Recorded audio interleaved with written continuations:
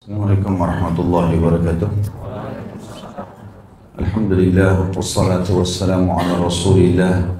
Segala puji dan puja kehadirat Allah subhanahu wa ta'ala, juga salawat dan taslim kepada Nabi besar Muhammad sallallahu alaihi wasallam. Masih melanjutkan sifat-sifat yang mulia dari para pendidik juga orang tua. Setelah kita menukil kurang lebih 6 sifat ya. Sudah 2 kali pertemuan. Dimulai dari yang pertama, pemaaf dan juga tenang, tidak tergesa-gesa dalam mengambil sebuah keputusan. Dan itu sudah cukup banyak dalil yang kita bacakan. Di antaranya adalah firman Allah Subhanahu wa taala dalam surah Al-Hijr ayat 85, A'udzu billahi minasyaitonir rajim, fasfahis safhal jamil. Maafkanlah mereka dengan pemaafan yang baik. Dalam arti kata ulama tafsir, kalau orang minta maaf, maka maafkanlah ya. Atau orang berbuat salah dan dia sudah mengaku kesalahannya, maka dimaafkan. Yang kedua, lemah lembut dan menjauhi sifat kasar dalam bermuamalah. Saya sudah jelaskan, boleh tegas tapi tidak boleh kasar ya. Tegas itu misalnya, tidak boleh kerjakan ini, kerjakanlah itu. Ibu atau ayah tidak suka ini ya. Jangan kamu kerjakan itu. Ini semua masuk dalam kategori tegas, boleh saja. Tapi kasar nggak boleh. Kasar itu keluar kata-kata yang tidak sopan, tatapan matanya yang selalu melotot, tangannya yang selalu melayang dan memukul. Ini semua dilarang.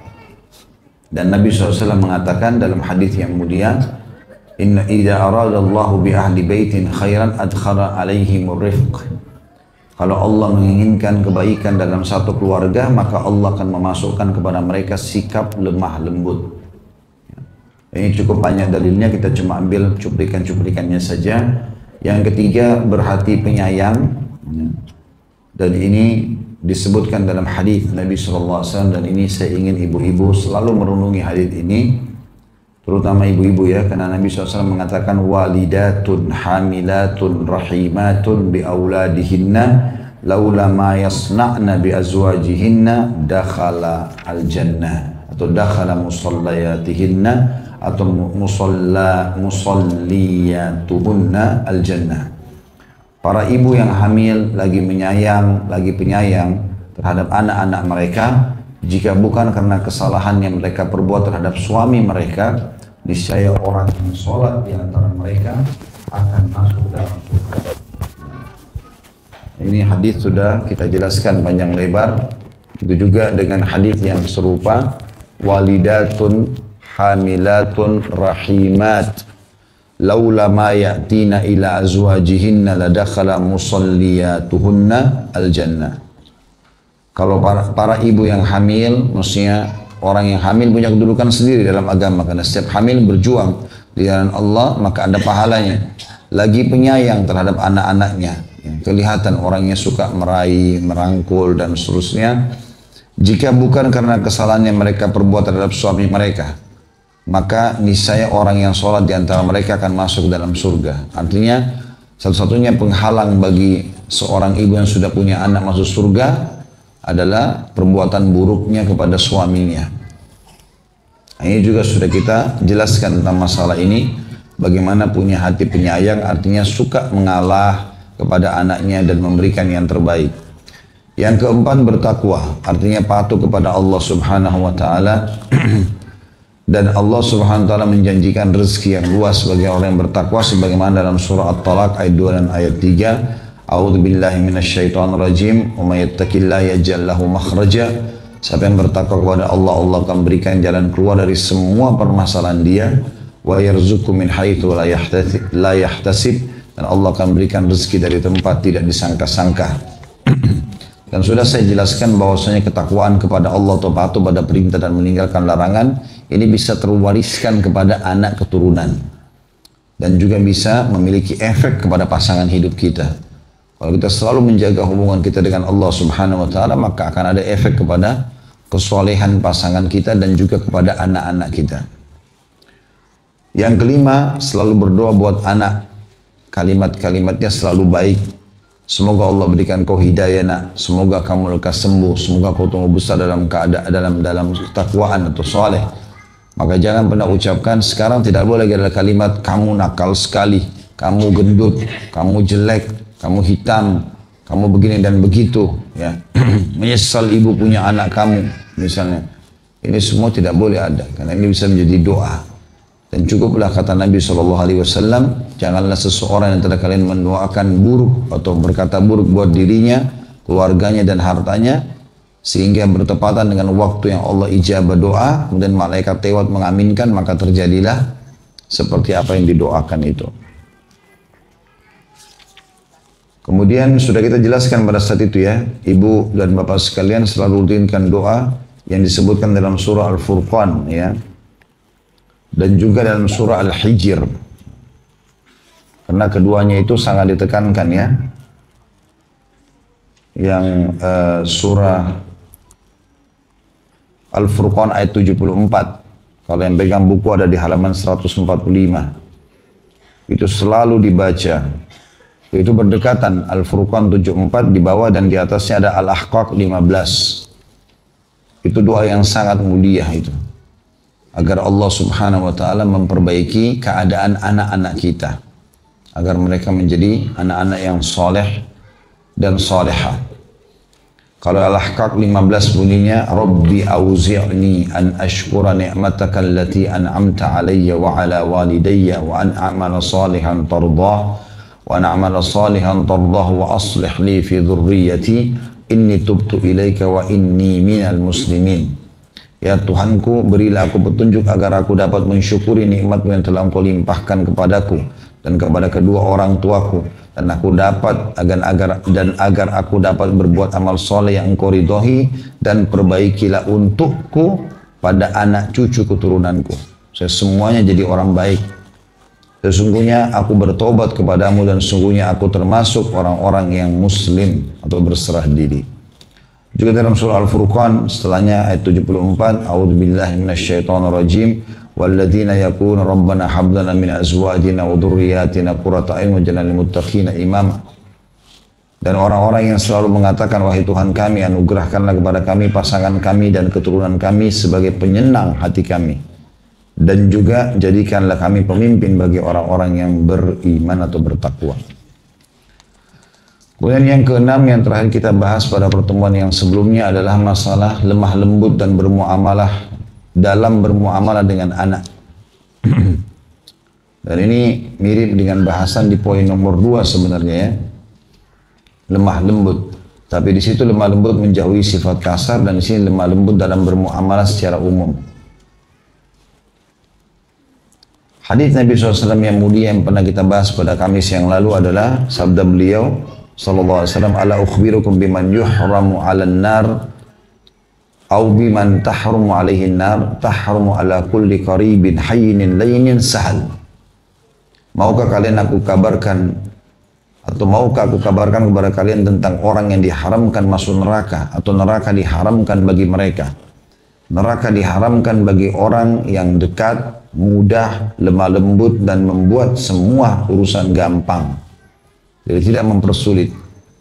Orang kalau sudah minta maaf selesai. Orang kalau mau minta tolong dia mampu dia bantu. Jadi semuanya dipermudah. Maka ini masuk dalam poin nomor 6. Kita akan lanjutkan teman-teman pada siang ini. Semoga Allah berkahi atau pagi menjelang siang ini. Sifat yang ketujuh. Pendidik yang perlu diperhatikan baik-baik. Yaitu menjauhi sikap marah dan emosional. Beranjak daripada hadits Abu Hurairah radhiyallahu anhu bahwa ada seseorang yang berkata kepada Rasulullah sallallahu alaihi wasallam, wahai Rasulullah, berilah wasiat kepadaku. Beliau bersabda, la taghdab, faraddada miraran, qala la taghdab. Janganlah kamu marah, jangan kamu emosional, karena itu orang itu mengulangi permintaannya berkali-kali dan tetap saja jawaban Nabi SAW, jangan kamu marah. Hadis ini riwayat Bukhari nomor 6116 dan Ahmad jilid 5 halaman 408. Juga dari hadis Abu Darda radhiyallahu anhu bahwasanya Nabi SAW bersabda, la taghdab walakal jannah. Jangan kamu marah, maka bagimu surga. Hadis ini riwayat Tabarani dalam Al-Awsat nomor 2353 dan disebutkan dalam Sahihul Jami' di jilid 2 halaman 7374. Juga dalam Sahih Targhib atau dalam Targhib Tarhib ditulis oleh Al-Mundhiri jilid 3 halaman 277. Kedua buah hadis ini hadis yang mulia. Kalau hadis yang pertama tadi adalah seorang laki-laki datang kepada Nabi SAW lalu mengatakan, seakan-akan dia mengatakan, ya Rasulullah, beritahukan kepadaku supaya aku bisa tenang hidup, bahagia, tentram, gak punya masalah sama orang. Apa yang Anda wasiatkan? Maka Nabi SAW mengatakan, jangan kau marah. Apalagi ya Rasulullah, ada yang lain gak? Jangan kamu marah. Apalagi ya Rasulullah, jangan kamu marah. Selalu begitu wasiatnya. Kau ingin tenang, ingin bahagia, kau pun tenang, orang lain pun tenang dari kamu, maka jangan kamu emosional. Subhanallah, emosi ini biasa merubah raut wajah, membuat tutur kata jadi tidak santun, ya. Dan akhirnya juga ide semuanya buyar. Tapi kalau orang dengan tenang, ya, dengan bijaksana menghadapi permasalahan, maka insya Allah akan jadi lebih mudah, lebih banyak idenya, lebih mudah dia memecahkan. Dan juga pada saat orang minta maaf, kalau orang sudah emosi, susah sekali memaafkan.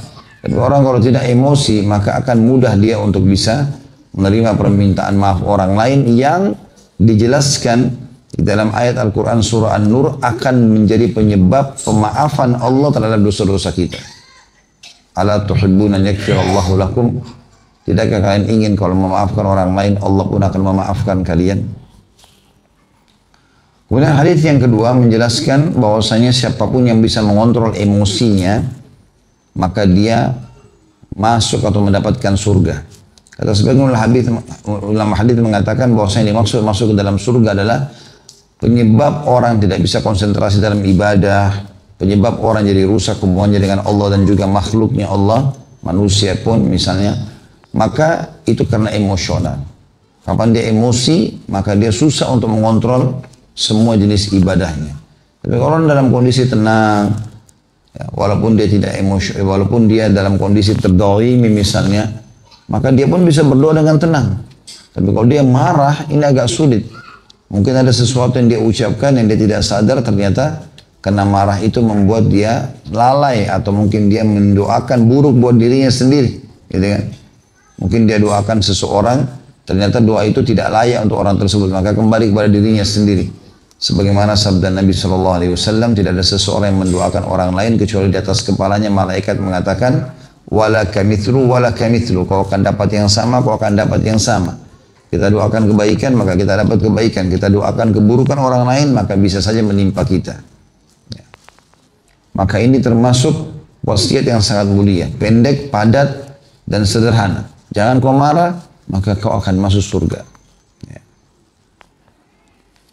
Dari Muadz bin Anas juga radhiyallahu anhu bahwasanya Nabi SAW bersabda, man qadama ghaidhan wa huwa qadirun ala an yunaffidahu da'ahu Allah subhanahu wa ta'ala ala ru'usil khalaiq yawm al-qiyamah hatta yukhayyirahu min al-huril 'aini ma sya'. Barang siapa yang menahan marah padahal dia mampu untuk melampiaskannya, maka Allah subhanahu wa ta'ala akan memanggilnya di hadapan para makhluk pada hari kiamat hingga Allah menyuruhnya untuk memilih bidadari mana yang dia kehendaki. Hadis ini diriwayatkan oleh Abu Dawud nomor 4777, Tirmidzi 2022, 2490, dan beliau mengatakan hadis ini hasan. Juga disebutkan oleh Ibnu Majah di nomor 4186 dengan sanad hasan. Juga hadis yang lain yang menjelaskan tentang penilaian keperkasaan, kedewasaan, kebijaksanaan adalah bukan karena emosional, tapi justru kalau orang bisa mengontrol emosinya.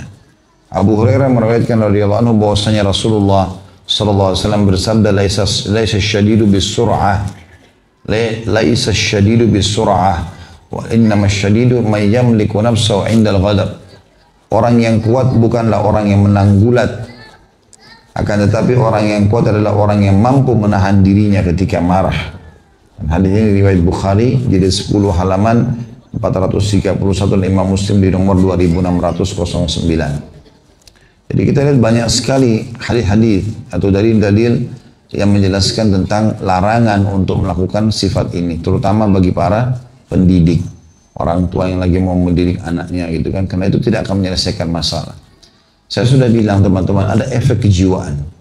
Kalau kita selalu kerjanya cuma tahu marah saja pada anak, percaya dia hanya bisa bertahan sama kita dalam waktu yang sangat pendek. Kemungkinan besar dia hanya berteman, hanya bertahan karena memang dia tidak tahu harus kemana. Tapi kapan dia temukan di luar rumah nanti ada orang, teman-teman dia mengajak dia pergi, walaupun tinggal di pinggiran jalan atau di bawah jembatan, dia akan pergi. Karena kekangan jiwa yang sangat besar. Setiap melihat ibunya, melihat ayahnya, yang ada adalah marah. Tidak pernah diajak bermain, tidak pernah dibercandain, tidak pernah dididik. Belum diajar, sudah mau anaknya faham tiba-tiba. Gak mungkin. Kesalahan yang anak lakukan karena ketidakfahaman dia. Dan kita harus sabar dalam mendidik mereka. Ya, dan ini perlu digarisbawahi tentunya. Makanya banyak anak-anak di luar rumah itu selalu dikasih motivasi oleh teman-temannya walaupun itu negatif. Puji-pujian gitu kan. Bahkan kalau mau loncat dari pohon yang tinggi pun atau tebing, maka temannya mengatakan kamu hebat. Gitu kan. Ini berbahaya sekali. Dan dia butuh itu. Dia butuh itu. Manusia butuh pujian. Tapi tentu kita sebagai orang tua kita puji yang masuk akal. Kalau dia makan, pintar anaknya ayah atau ibu makan misalnya. Lalu habis itu nanti disimpan ya, atau diangkat lah, atau dibersihkan ya, atau dicuci ya. Diajarin caranya, dididik satu persatu. Dan itu anak menjadi aset amal jariah yang terbesar buat kita sebagai orang tua. Karena apapun yang kita isi pada dia, itulah akan dia lakukan dan akan menjadi panen buat kita. Sekarang kita sadar atau tidak sadar teman-teman, bagi yang orang tuanya hidup dan membesarkan dia, maka sekarang selama kita jalan, orang tua kita panen pahala. Karena yang mengajar kita jalan awalnya adalah orang tua kita. Selama kita tahu ini baik atau ini buruk, dan itu orang tua kita yang ajarkan, nah ini baik, ini buruk ya, maka berarti juga kita orang tua kita akan panen pahala. Selama kita bisa berbicara dan melantunkan atau mengeluarkan kosakata, itu orang tua kita paling pahala pada saat mereka mengajarkan. Ya, ini rumah, ini ayah, ini ibu, ini makanan, ini telinga, ini hidung, ini semua. Selama kosakata itu dipakai dan kita bisa menggunakannya, maka orang tua kita panen pahala. Dan sekian banyak tata cara pendidikan, cara membersihkan diri, cebok, cara mandi, ya, cara menata ranjangnya, cara ini dan itu semuanya. Semua sisi kehidupan dia kita akan panen pahala. Dari mana kita tahu teman-teman? Mungkin anak kita ini menjadi seorang tokoh masyarakat di waktu nanti akan datang. Dan banyak memberikan manfaat kepada orang lain. Berapa banyak pahala yang dipanen. Gitu. Maka itu aset amal jariah yang sangat luar biasa. Ya. Diriwayatkan bahwa Zainal Abidin Ali bin Husain punya budak yang memecahkan kendi yang terbuat dari keramik. Lalu pecahan kendi tersebut mengenai kaki Zainal Abidin hingga luka. Maka budak itu sontak berkata, Allah Ta'ala berfirman, dan orang-orang yang menahan amarahnya. Al-Imran 134. Zainal Abidin berkata, aku telah berusaha menahan dendam dan amarahku. Lalu budak itu berkata, Allah juga berfirman dan memaafkan kesalahan orang lain. Al-Imran 134. Lalu dia menjawab, aku telah memaafkan. Lalu dia menjawab, Allah Ta'ala berfirman dan Allah mencintai orang yang berbuat kebaikan. Maka dalam Imran 134 juga, maka Zainal Abidin berkata, sekarang juga kamu menjadi orang yang merdeka karena Allah. Ini diambil dari buku Tarbiyatul Aulad fil Islam, atau cara atau metode mendidik anak dalam Islam. Betapa indahnya kata penulis betapa indahnya sikap pemaaf dan menahan amarah. Betapa eloknya buah keduanya sehingga Nabi SAW melarang seorang hakim memutuskan masalah dalam keadaan marah. Sebagaimana beliau bersabda, la yaqdiyanna hakimun baina itsnaini wa huwa ghadban. Janganlah seorang hakim memutuskan hukum di antara dua orang sementara dia dalam keadaan marah. Hadis ini riwayat Bukhari nomor 6739. Artinya orang kalau marah, buyar semua tadi idenya, ya, kesantunannya hilang, raut wajahnya yang santun, ramah, cantik ataupun gagah hilang, semuanya akan hilang, berubah menjadi tidak baik. Dan subhanallah, marah itu membuat sekian banyak urat saraf kita tegang. Untuk meredahkan kembali itu butuh waktu. Nah, di waktu-waktu tegangnya itulah di mana banyak orang yang menjadi atau itu menjadi inti penyebab utama darah tinggi dan juga stroke, ya. Maka orang kalau emosi tidak akan ada gunanya bagi dia. Ada satu keadaan di mana Nabi SAW memang marah, itu pada saat memang terjadi pelanggaran agama saja. Selain daripada ini beliau tidak pernah marah sebagaimana dinukil dari hadis Anas radhiyallahu anhu. Pernah Umar bin Abdul Aziz memerintahkan untuk memberi sanksi kepada orang dengan pukulan. Namun ketika hukuman hendak ditegakkan, beliau berkata, batalkanlah hukuman itu. Lalu hal itu ditanyakan sebabnya, maka beliau menjawab, aku merasa sedang marah dan aku khawatir memutuskan hukuman dalam keadaan sedang marah. Abul Hasan juga berkata, jadi orang-orang salafus saleh itu menganggap marah itu sebuah kesalahan, ya. Jadi bukan cuma sekedar hal yang disuruh tinggalkan, tapi sebuah pelanggaran. Ya, sebuah pelanggaran dalam agama karena memang hadis-hadis Nabi jelas, la taghdab, jangan kau marah. Itu seperti ada larangan tegas di situ. Yang dikhawatirkan bisa mendatangkan dosa, gitu ya. Makanya Umar bin Abdul Aziz memberhentikan hukuman pada seseorang yang dia khawatir pada saat dia tentukan keputusannya dalam keadaan emosi. Juga Abul Hasan rahimahullah berkata, begitulah seharusnya sikap pendidik agar mampu menghasilkan anak didik yang bagus dan handal. Maka tidak boleh seorang pendidik memberi sanksi kepada anak hanya karena ingin melampiaskan dendam dan amarah dalam dada. Dan bila hal itu terjadi, berarti Anda telah menjatuhkan hukuman kepada putra-putri kaum muslimin untuk memuaskan hati belaka. Dan demikian itu jelas tidak adil. Ibnu Qayyim juga berkata rahimahullah, sumber kerusakan moral berasal dari 4 hal: kebodohan, kezaliman, syahwat, dan kemarahan. Sebab marah akan menimbulkan sikap sombong, dengki, hasad, permusuhan, dan juga kehinaan. Jadi kita ambil dari statement para salafus saleh atau orang-orang terdahulu sebelum kita ini, bagaimana mereka menganggap marah itu justru sumber permasalahan. Justru sumber permasalahan. Karena ada orang marah sebelum cross check. Dia menganggap dengan sangka buruk. Maka akhirnya pada saat dia salah, dia pun berat untuk minta maaf. Kenapa? Karena sudah terlanjur dimulai dengan emosional. Itu tutur kata sudah berubah, segala macam berubah. Dan ini tidak akan mendatangkan solusi dari permasalahan kita. Kemudian yang ke-8, sikap pendidik atau sifat pendidik yang baik adalah berlaku adil dan tidak pilih kasih. Kata penulis, adil dalam mendidik anak merupakan pilar utama pendidikan dalam Islam yang tidak boleh hilang karena langit dan bumi tegak hanya di atas keadilan. Tidak mungkin keadaan anak bisa baik kecuali dengan sikap adil di antara mereka. Hendaknya orang tua bersikap adil dan tidak mengutamakan satu dengan yang lainnya di antara putra-putrinya, baik dalam masalah materi seperti pemberian, hibah, dan hadiah, maupun dalam masalah non-materi seperti kasih sayang, perhatian, dan kecintaan. Sebab pembagian perasaan cinta secara adil antara anak akan menciptakan kehidupan saling tolong-menolong serta perhatian kepada orang lain, sehingga anak akan tumbuh besar jauh dari sikap egois, tidak senang menyendiri, dan tidak merasa paling hebat di antara yang lain. Bahkan anak akan tumbuh besar dengan sikap suka mengutamakan orang lain dan tidak suka menciptakan pertengkaran di antara teman-teman dan saudara-saudaranya hanya karena masalah sepele. Bersikap adil hanya karena masalah sepele. Bersikap adil dan tidak pilih kasih merupakan akhlak mulia diperlukan dalam segala urusan. Ini semua dinukil dari hadis Anas radhiyallahu anhu. Dia berkata, ada seorang laki-laki yang berada di depan Nabi SAW, lalu putranya datang kepadanya, lalu dia menciumnya dan mendudukkannya di atas pahanya.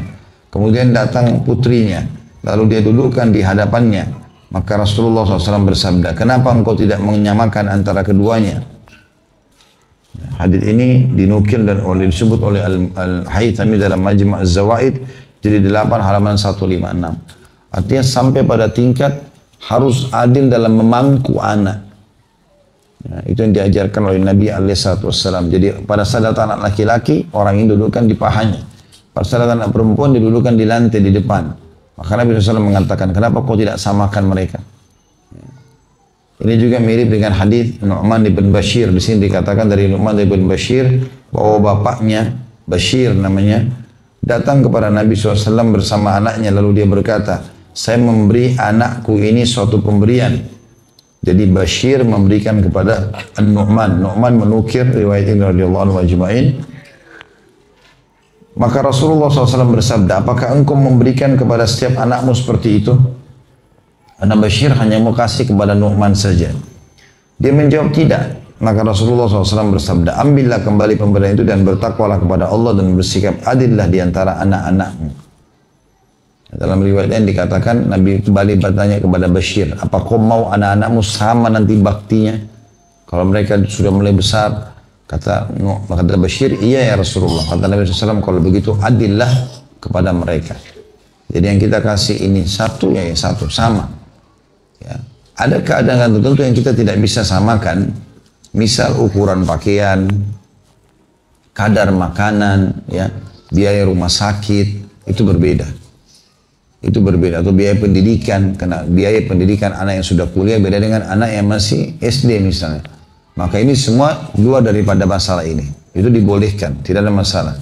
Tapi kalau Bapak Ibu beli baju, ya, atau misalnya memasukkan ke lembaga pendidikan, ya, maka ini harus hati-hati ya. Lebih baik kita jeli. Kayak misalnya kita masukkan anak pertama SD di sekolah A, anak kedua SD di sekolah B. Dan ini pembayarannya beda. Misalnya yang satu 1 juta, yang satu 500.000. Maka di sini kita harus sama ratakan dengan cara membiarkan atau memberikan kepada si B, anak yang B ini, atau anak yang kedua yang masuk ke sekolah B, itu saldo 500.000. Demi untuk keadilan. Atau sekalian kita pindahkan dua-duanya sama di sekolah yang 1 juta atau 500.000 sekalian sama-sama. Karena ini termasuk wajib adil. Membagikan makanan misalnya. Jenis makanan si A sama si B kita kasih. Kecuali bayi berbeda. Tapi kalau yang sama sudah mulai besar, kasih makan yang sama. Gitu kan.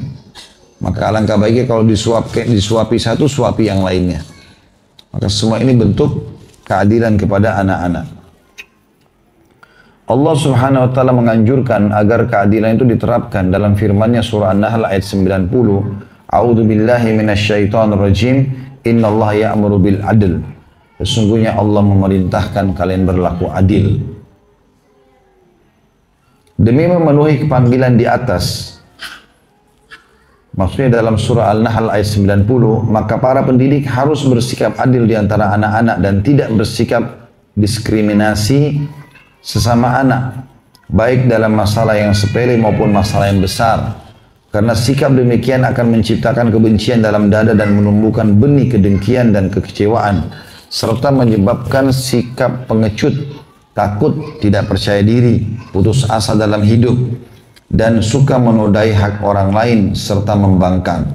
Bahkan akan menimbulkan berbagai macam penyakit kejiwaan, perendahan perasaan rendah diri, dekadensi moral dan perlakuan atau perilaku menyimpang dalam hidup.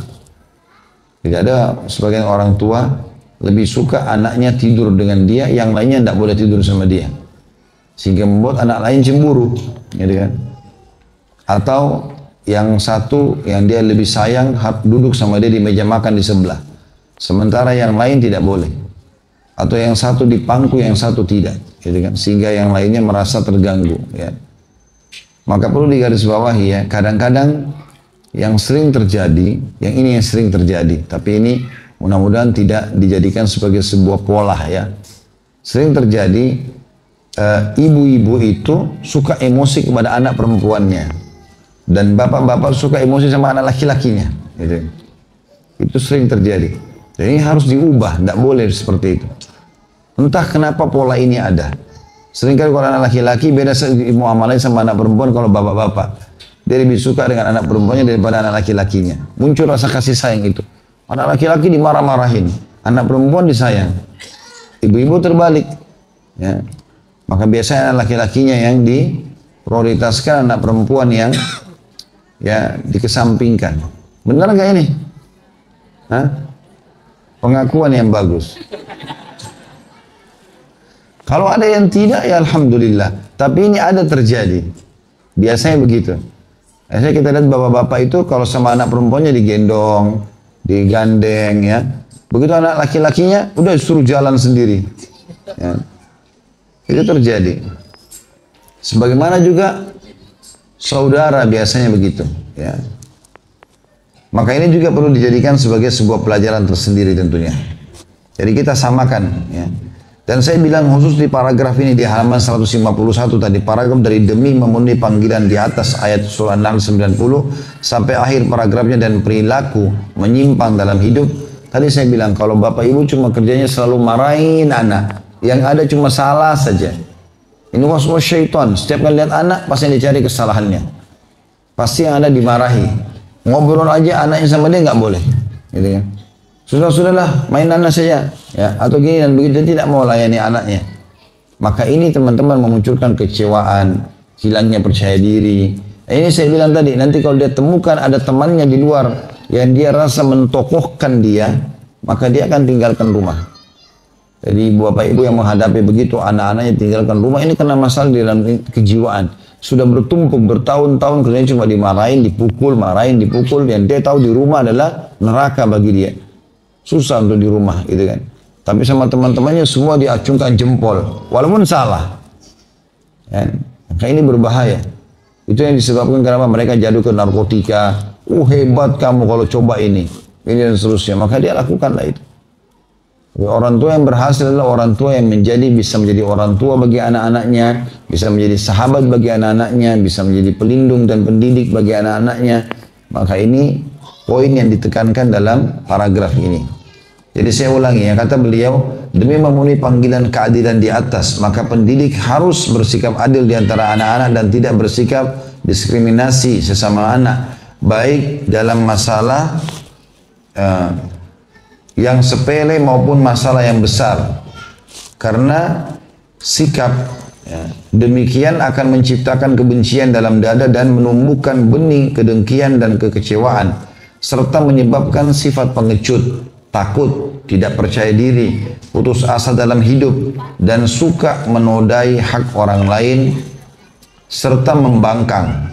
Bahkan akan menimbulkan berbagai macam penyakit kejiwaan, perasaan rendah diri, dekadensi moral, dan juga perilaku menyimpang dalam hidup. Allah yang maha tinggi dan maha mampu telah menyuruh kita semua agar bersikap adil dan mengharamkan kepada dirinya berlaku zalim, serta menjadikan hal itu haram di antara kita. Jadi sebetulnya tidak boleh semuanya. Ya. Begitu juga Rasulullah SAW mengajak kepada kita semua agar bersikap adil dan meninggalkan kezaliman. Sebab kezaliman akan mendatangkan kegelapan.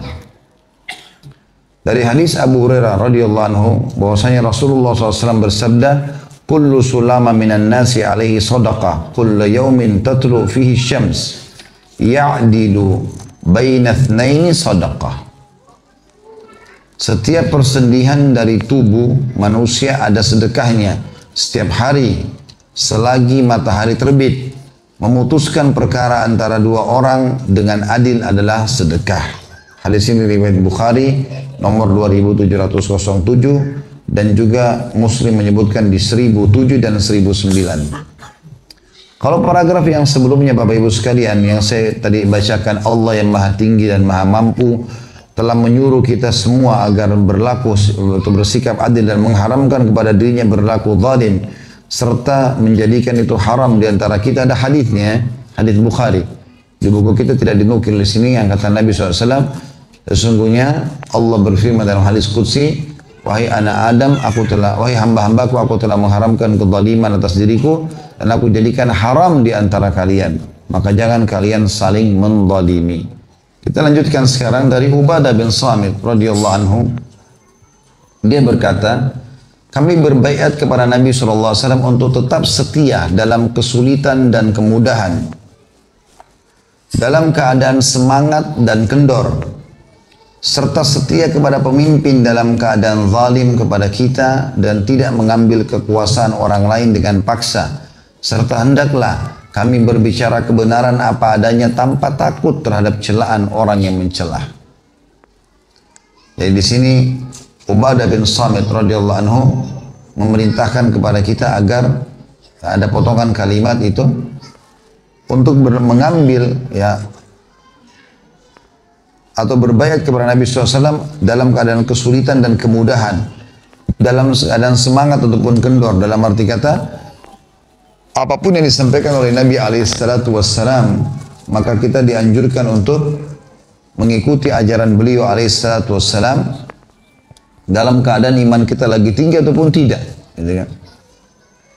Juga dalam riwayat An-Nasai terhadap tambahan, hendaklah kami bersikap adil di mana saja kami berada. Ini riwayat Imam Bukhari di jilid 13 halaman 167. Artinya dari semua baiat yang disampaikan kepada Ubadah bin Samit dan sahabat-sahabat Nabi yang lain, di antaranya adalah kami disuruh berlaku adil.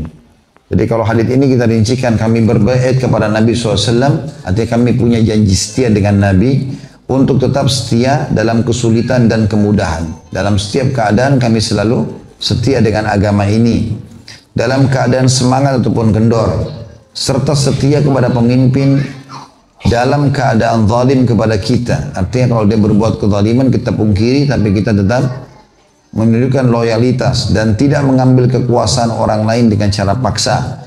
Dan hendaklah kami berbicara kebenaran apa adanya tanpa takut terhadap celaan orang yang mencela. Dan tambahan riwayatnya yang kita jadi saksi bahasan adalah, hendaklah kamu atau kami bersikap adil di mana saja kami berada. Yang terakhir adalah dalam poin ini, ya, sifat adil ini, hadits Abdullah.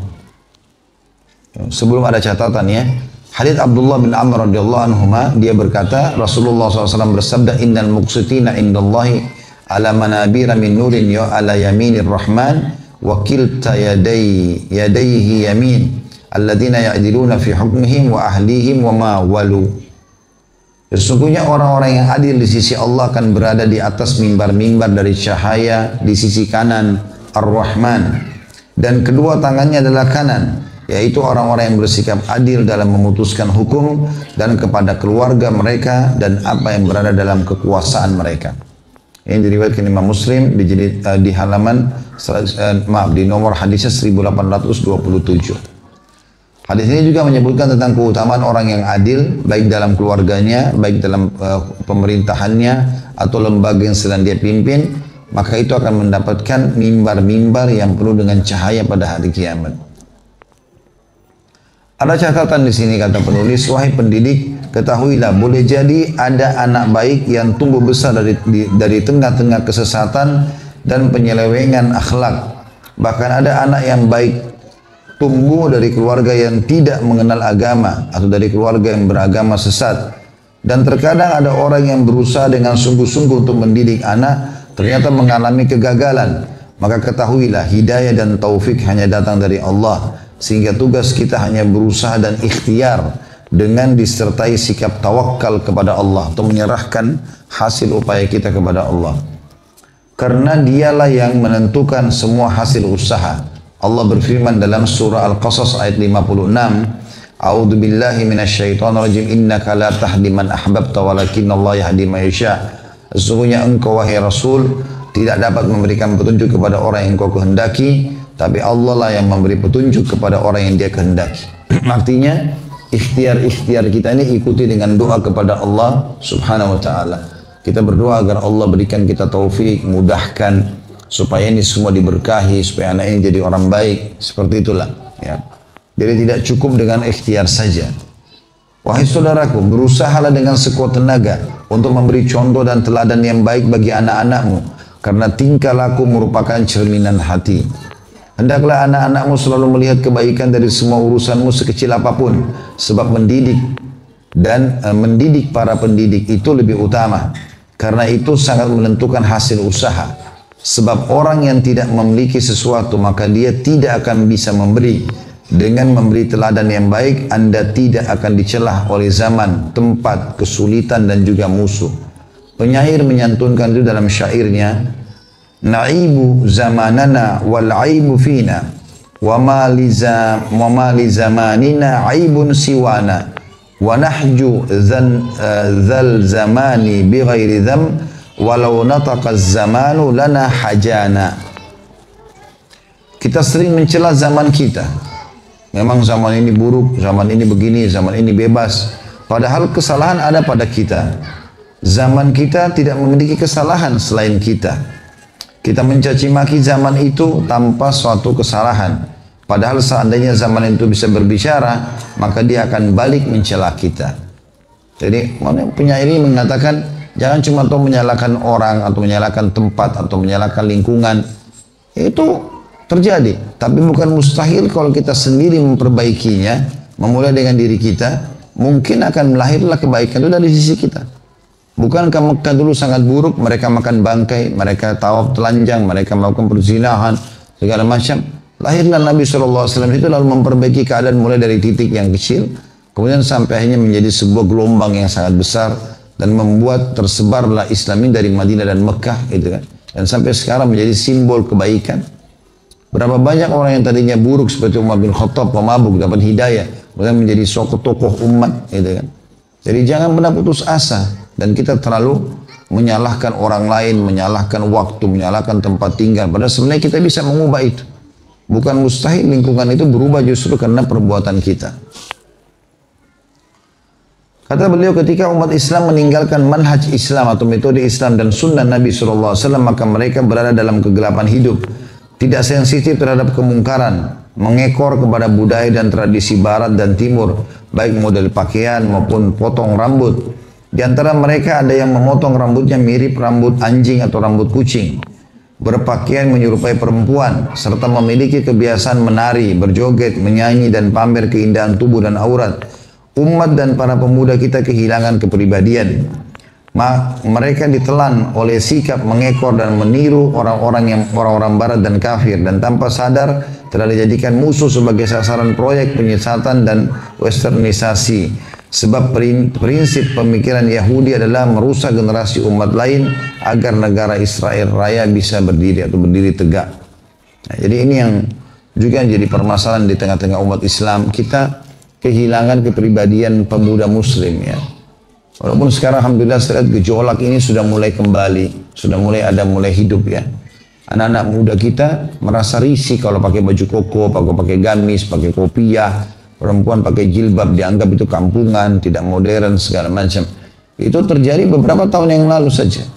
Walaupun sekarang alhamdulillah saya sangat bersyukur kepada Allah, secara pribadi saya bicara, lingkup pengajian saya sudah banyak sekali perubahan. Anak-anak muda sudah mulai hadir, mereka sudah tidak malu lagi dengan penampilan Islam. Memang itu simbol kita. Kita tidak boleh sama dengan orang barat atau orang non muslim. Orang-orang non muslim itu pada saat pakai anting-anting di telinganya, laki-laki, ya, maka itu menggambarkan kalau dia pelaku homo. Kalau dia pakai dua di kiri kanan, berarti dia juga siap dihomoi, gitu kan. Anak-anak muda kita nggak paham, main pakai dua di kiri kanan, di alis dipakai, di hidung dipakai, laki-laki untuk apa ini? Gitu. Ini apa maksudnya, gitu? Atau dia melihat ada tato dipasang di badan, maka itu modern, dianggap keperkasaan. Dari mana keperkasaan? Siapa yang mengatakan orang kalau tato baru perkasa? Gitu kan? Itu keliru. Malah dia merusak tubuhnya, gitu kan. Dalam Islam tidak boleh. Bahkan salah satu sifat orang yang masuk surga tanpa hisab, mereka tidak bertato, gitu kan. Nah, ini harusnya dihindari. Bukan begitu dikembangkan dari negara barat langsung kita nukil begitu saja. Nah, nggak boleh. Pakaian-pakaian, penampilan rambut dan model rambut dan seterusnya. Kita punya cara sendiri dalam Islam. Bahkan Nabi SAW menyuruh para sahabat bertolak belakang dengan cara sisirnya orang Yahudi. Sisir rambutnya disuruh bertolak belakang. Ya, nah, Nabi SAW mengatakan, "Man tasyabbaha biqaumin fahuwa minhum." Siapa yang coba-coba menyerupai satu kaum, maka dia akan sama dengan itu. Dulu di saat masa Islam berjaya, maka kita yang menjadi contoh oleh Barat. Sampai dulu orang-orang Barat itu zaman kerajaan Utsmaniyah, itu kalau ada di antara mereka orang non-muslim, ya, mereka bisa berbahasa Arab atau mereka bisa menulis dalam bahasa Arab, maka mereka anggap itu sebuah modern, dan itu akan diterima lamarannya kalau dia melamar seorang wanita. Padahal agama lain, mereka menggunakan wanita-wanita disuruh pakai jilbab. Sebelum perang-perang dunia, itu hampir seluruh wanita di muka bumi ini, termasuk orang-orang non-muslim, itu ikut pakai jilbab. Mereka banyak pakai jilbab, gitu. Mereka tertutup. Dan mereka anggap itu adalah kemodernan. Kalau terbuka itu berarti sebuah aib. Lalu masuklah era penjajahan dan berkembang sampai akhirnya seperti sekarang, dianggap sebaliknya. Walaupun saya bilang alhamdulillah, saya bersyukur kepada Allah SWT, lingkup kita di Indonesia sekarang sudah mulai hidup kembali suasana itu. Saya 3 atau 4 hari yang lalu ketemu sama seorang datang ke restoran kami di Condet. Anak muda umur 19 tahun, tiba-tiba dia turun dari kendaraan, terus dia mau salaman sama saya, minta foto. Kita habis foto, sementara mau foto langsung dia bilang sama saya, Ustaz, saya terinspirasi dengan ceramah Ustaz, akhirnya membuat saya nikah muda. Saya nikah umur 19 tahun Ustaz. Ini Masya Allah sebuah perkembangan yang sangat bagus gitu. Karena selama ini selalu ada persepsi kita, jangan nikah buru-buru. Nikah itu harus dihubungkan sama prestasi dunia. Harus sarjana, punya mobil, punya rumah, punya segala macam. Syahwat tidak mengenal itu. Syahwat tidak mengenal adanya prestasi itu. Gitu kan? Ada anak-anak bahkan pernah berkeluh kesah begitu. Sudah sampai sarjana, orang tuanya masih larang menikah. Suruh cari kerja dulu. Sudah kerja harus punya rumah dulu. Harus punya mobil dulu. Sampai umur 35 tahun baru menikah. Syahwat tidak mengenal itu. Dia orang tuanya enak, punya pasangan. Anak ini kesian, gitu kan? Jadi korban. Ini semua karena pemahaman yang keliru. Dalam Islam tidak ada hubungannya antara ibadah itu dengan prestasi dunia. Kita nggak harus tunggu punya motor dan mobil baru ke masjid. Jalan kaki kalau nggak bisa. Menikah juga begitu. Menikah dulu, nanti baru dia bekerja, gitu kan? Karena kita tidak pernah tahu kebutuhan orang, gitu. Maka ini semua termasuk banyaknya kesalahan orang yang bangga dengan kebiasaan orang-orang non-Muslim. Maka anak-anak muda generasi muslim saya ajak agar berhenti untuk mencontoh orang non-muslim. Tapi banyak sekarang mempelajari tentang agama Islam dan terapkan dalam kehidupan. Kalau kita datangkan seorang Nasrani, laki-laki Nasrani, kita kasih dia gamis atau kasih dia kopiah atau kasih dia baju koko misalnya. Lalu lewat Nasrani yang lain kita tanya, agama apa orang itu? Apa yang akan dia bilang? Pasti muslim. Atau kita datangkan seorang wanita kafirah, Nasraniyah atau Yahudiyah misalnya, contoh saja, suruh pakai jilbab. Lalu ada perempuan yang seagama dengan dia Nasrani yang tidak kenal dia, tanya agama apa orang itu? Dia akan katakan muslimah. Ada simbol kita. Kenapa kita tinggalkan simbol ini? Kenapa kita tidak menonjolkan inilah kebaikan? Ini loh pakaian kami, ini loh makanan kami, ini loh tradisi kami, ini loh kebiasaan kami. Islam yang kita sodorkan. Kita semua ini marketing. Kita punya produk namanya Islam. Kita punya kewajiban untuk menyebarluaskan Islam itu. Bukan malah kita tinggalkan. Dan kita teman-teman diperintahkan oleh Allah SWT dalam Al-Quran. A'udhu billahi minasyaitonir rajim. Ya ayyuhalladzina amanu udkhulu fis silmi kaffah. Hai orang beriman, masuklah dalam Islam secara kaffah. Menyeluruh. Semuanya terima. Semuanya terapkan. Baru kita rasakan kenikmatan Islam itu sendiri. Maka beliau titik beratkan dalam catatannya di sini tentang masalah pendidikan anak. Harusnya seseorang juga hati-hati dengan poin ini juga.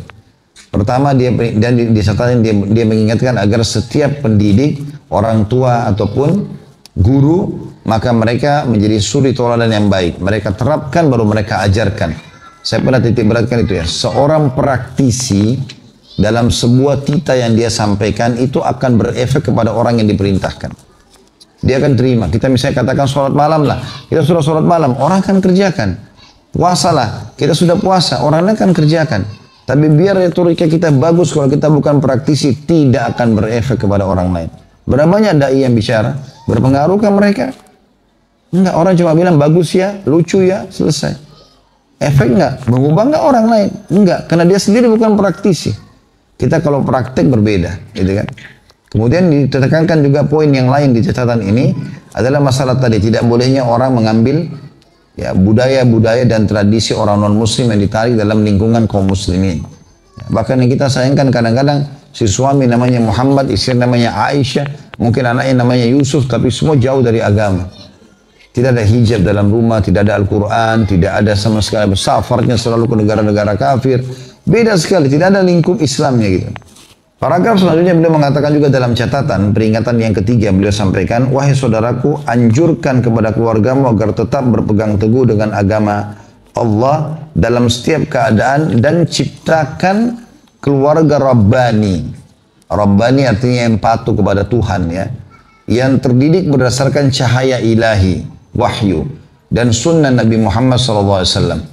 Bermanhaj Islam, menggunakan metode Islam.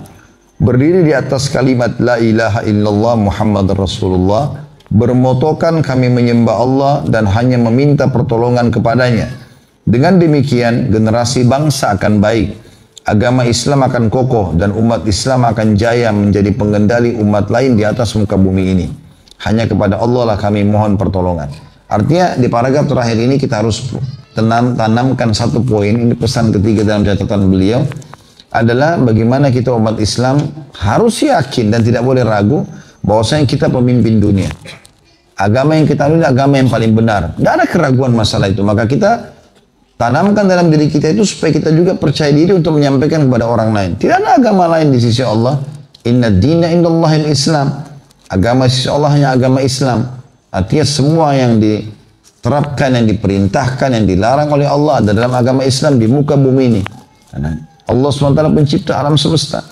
Maka tidak boleh ragu dengan masalah itu. Terima dalam hidup kita, lalu terapkan, sampaikan kepada orang lain. Ini kurang lebih sudah kita sebutkan ada 7 ya atau 8 sifat pendidik. Dan sudah kita reviewkan tadi ada 6 poin sebelumnya dan hari ini tadi kita sudah bahas 2 poin lagi. Allahu a'lam. Ini insyaallah yang kita bahas semoga bermanfaat. Subhanakallahumma bihamdika asyhadu an la ilaha illa anta astaghfiruka wa atubu ilaik. Wassalamualaikum warahmatullahi wabarakatuh.